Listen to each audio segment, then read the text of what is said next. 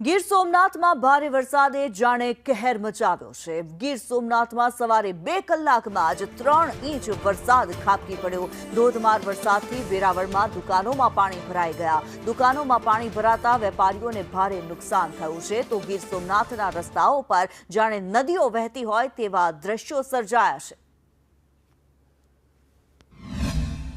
ત્રિવેણી સંગમ ખાતે ભારે પ્રમાણમાં જે પાણી આવ્યું છે, હિરણ, સરસ્વતી અને કપિલા ત્રણેય નદીનું જે પાણી છે તે ત્રિવેણી ઘાટ ઉપર જે વધારે પડતો આવતા ઘાટ જે પાણીમાં ગરકાવ થઈ ગયો છે। સાથોસાથ જે હું આપને દ્રશ્યો બતાવવાનો પ્રયાસ કરીશ કે આ જે મુખ્ય માર્ગ છે તેની ઉપર પણ પાણી આવ્યું છે। ગોઠણસમાં પાણી આવે છે ત્યારે સ્થાનિકો તો ખુશી મનાવી રહ્યા છે। સાથોસાથ જે મુખ્ય માર્ગ ઉપર જે દુકાનોદારો છે તેની પણ દુકાનો સુધી જે પાણી આવી ગયા છે ત્યારે કેવું પાણી આવ્યું અને લોકોનું જનજીવન કેવું પ્રભાવિત થયું તે આપણે જાણવાનો પ્રયત્ન કરીશું।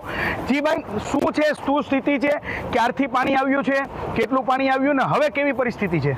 જે રીતના આપણે વરસાદની રાહ જોઈ રહ્યા હતા ઘણા સમયથી, કાલ રાતથી મેઘરાજા મન મૂકીને વરસ્યા છે ત્યારે આજરોજ ત્રિવેણી સંગમમાં પૂરની સ્થિતિ છે અને ત્રિવેણી સંગમ વિસ્તારની અંદર ગોઠણસમાં પાણી ભરાયેલા છે। એવી કોઈ અસર નથી પડી છે, પણ નુકસાની દર વર્ષે થાય જ છે।